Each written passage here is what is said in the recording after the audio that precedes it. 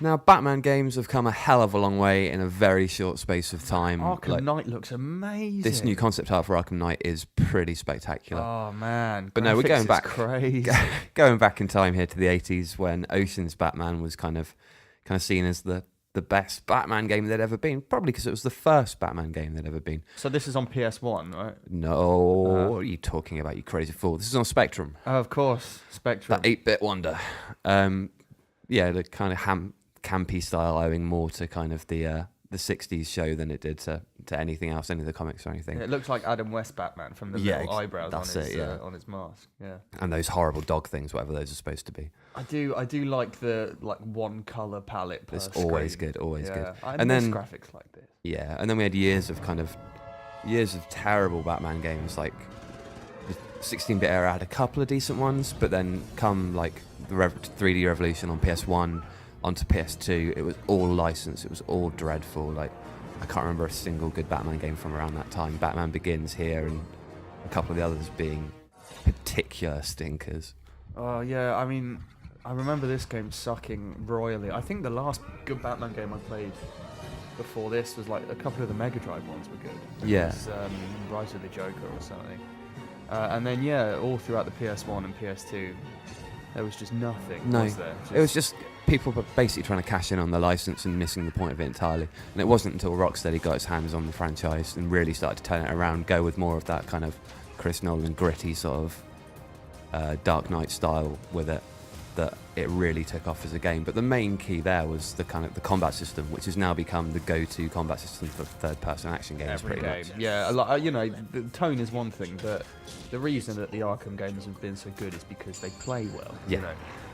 Which is something that most other 3D Batman games just couldn't seem to manage for some reason. No. And then obviously Rocksteady took it to the next level with Arkham City, which is a much more open design to it, much more going on in the city itself. I mean, Asylum was much more enclosed, and some people prefer it for that. I mean, that's perfectly fine. I'm a firm believer that City is the better game, just because it's more, isn't it? It's the same, Yeah. but it's more. No, I think so as well. But Yeah. at the same time, I wouldn't say anything against people that prefer Asylum. You know, it's two different takes on the same sort of thing, really. But there's a lot more kind of focus on gadgets and comboing these things together in City. But it's not always quite so gritty, because sometimes Batman's made out of Lego. Yeah, Arkham Origins looks a lot different to what I remember. No, again, Lego Batman was one of those things that they announced, and it's like, well, okay, that's another cash-in thing. And then you play it, and it's like, okay, they've actually done pretty well with this. Lego Batman 2 was outstanding. Exactly, and they took it even further with that. It was one. basically just like Lego DC, because it had all these DC characters. It had tiny little Lego the Flash. So that's you on board then. Incredibly on board. But yeah, oh man, I really love this game.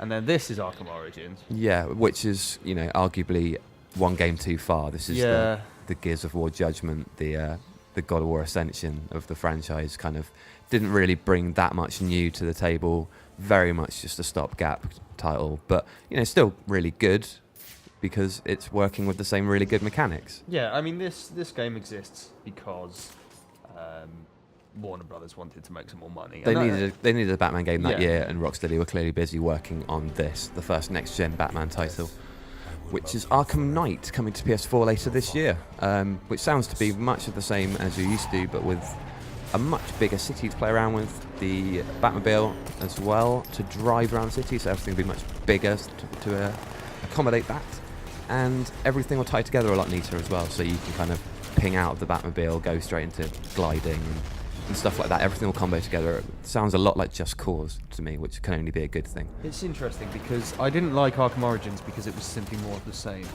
Whereas this looks like more of the same, but because it's made by Rocksteady, I'm really excited for it. And on PS4, so you know it's going to look amazing. Because it's their series, you know? Yeah. Like, oh man, I'm very excited for this.